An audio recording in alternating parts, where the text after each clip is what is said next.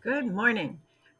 This hopefully is a good overview of the notes and information for section 5.5. There will be 2 or 3 sections of the video. I realize this isn't ideal and it's a lot of writing for you, but hopefully you can pause the video as you need to so you can catch up. So here we go. Section 5.5 is on inverse trig functions. So we're doing sine, cosine, and tangent and the cancellation property. So inverse functions, just like always on inverse functions, you swap x and y and solve for the other variable.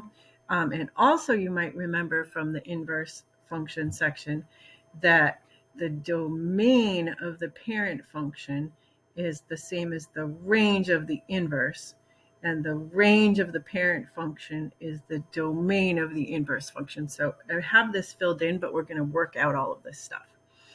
So first of all, a function has to be one-to-one in order to have an inverse. So first of all, sine function, sine of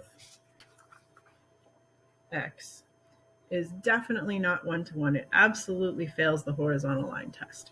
So the first thing we need to do is decide where we can restrict the domain to for sine so that we have a one-to-one function. And since it keeps repeating, there are multiple intervals that will work.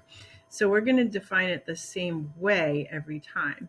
So notice if we go from negative pi over 2 to positive pi over 2, on that interval, it passes the horizontal line test, and therefore it's one-to-one and it has an inverse.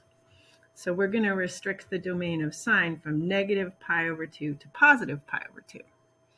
And then what is the range? Well, if you look at the graph, the least y value is negative 1 and the greatest y value is positive 1.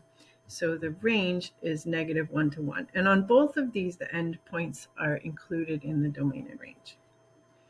So now we're going to do the same thing for cosine. So cosine, same wave shifted horizontally, right? So here's my cosine wave. Definitely fails the horizontal line test, so it's not one-to-one. So where can we restrict the domain? So we're going to notice restrict it. It's not the same here. So again, keeps repeating. So we could pick a variety of things, but we're going to always do it consistently. Notice if I restrict it from 0 to pi, passes the horizontal line test in that interval. So it's one-to-one, so it has an inverse. So that's going to be our interval, and the endpoints are included. So the domain, restricted domain for cosine is going to be from 0 to pi, endpoints included. And again, the range is still negative 1 to positive 1 inclusive, because on the cosine function, the least value is negative 1 and the greatest value is positive 1. So we've got domain and range for cosine with our restricted domain. Tangent. So this is what the graph of tangent looks like. It's these repeating windmill type shapes. Repeat, repeat, repeat.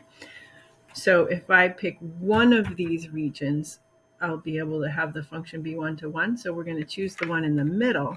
So note if I restrict it between these asymptotes, so it's going to be between negative pi over 2 and positive pi over 2. So that's going to be my domain. And I'll look at range while I have this in front of us. This keeps going down. This keeps going up. So the range, bottom to top, is all real numbers. And the domain, these are asymptotes. So these endpoints are not included because there aren't values on those x values. So for tangent, the domain is going to be negative pi over 2 to positive pi over 2, not including the end values. And the range is going to be all real numbers, not inclusive. I'm going to pause the video and start a new one.